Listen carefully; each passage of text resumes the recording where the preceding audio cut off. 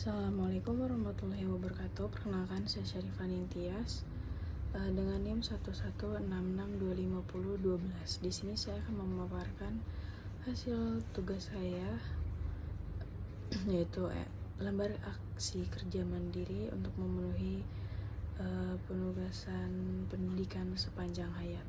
Bagian A, pemetaan keterampilan masa depan. Di sini saya mengambil pengalaman saya menjadi sekretaris Karang Taruna di lingkungan rumah saya. Untuk jenis keterampilan hard skill, keterampilan yang sudah saya miliki itu menyusun laporan kegiatan, membuat proposal, dan mencatat notulen saat rapat. Jadi maksudnya itu ketika ada pertemuan rapat, saya akan mencatat poin-poin penting yang dibahas waktu rapat. Selanjutnya menyusun laporan kegiatan atau membuat proposal untuk acara yang ada di Karang Taruna itu. Untuk keterampilan yang perlu dikembangkan itu analisis kebutuhan masyarakat. Untuk jenis keterampilan soft skill, keterampilan yang sudah saya miliki itu empati, kerjasama tim, dan manajemen waktu. Maksudnya di dalam Karang Taruna kan itu harus pasti banget ya kerjasama tim untuk mempermudah jalannya acara.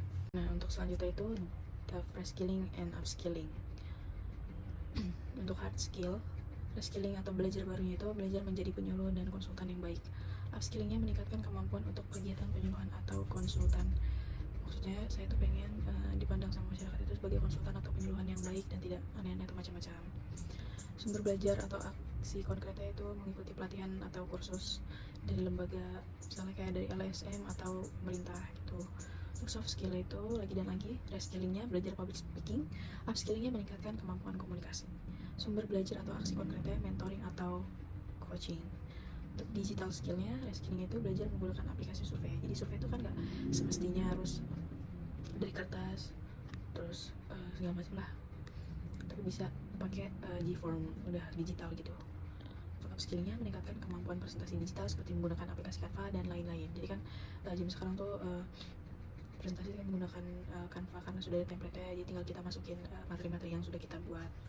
Sumber belajar atau aksi konkretnya membuat workshop digital. Selanjutnya ada contoh atau draft jawaban model profesi penyuluh dan konsultan masyarakat. Maaf, ini belum diganti. Untuk bagian A itu hard skill, asesmen kebutuhan masyarakat dan meningkatkan kemampuan untuk kegiatan penyuluhan. Yang kedua soft skill, kemampuan komunikasi dengan baik. Ketiga digital skill, penggunaan media sosial untuk keperluan. Untuk bagian B, hard skill, reskilling itu belajar menjadi penyuluh yang baik. Upskillingnya meningkatkan kemampuan untuk kegiatan penyuluhan nantinya. Untuk soft skill, reskillingnya belajar public speaking, upskillingnya meningkatkan kemampuan komunikasi. Yang terakhir digital skill, reskillingnya itu dasar-dasar penggunaan media sosial, upskillingnya penggunaan workshop digital. Dan yang terakhir refleksi. Menurut saya sebagai penyuluh dan konsultan masyarakat, fokus utama saya adalah menjadi agen perubahan yang dimana saya secara aktif memberikan edukasi dan motivasi kepada masyarakat untuk meningkatkan pengetahuan dan keterampilan mereka. Kaitannya dengan lifelong learning, tanpa komitmen pada lifelong learning, kualitas penyuluhan dan konsultan akan tertinggal dari perkembangan zaman dan teknologi.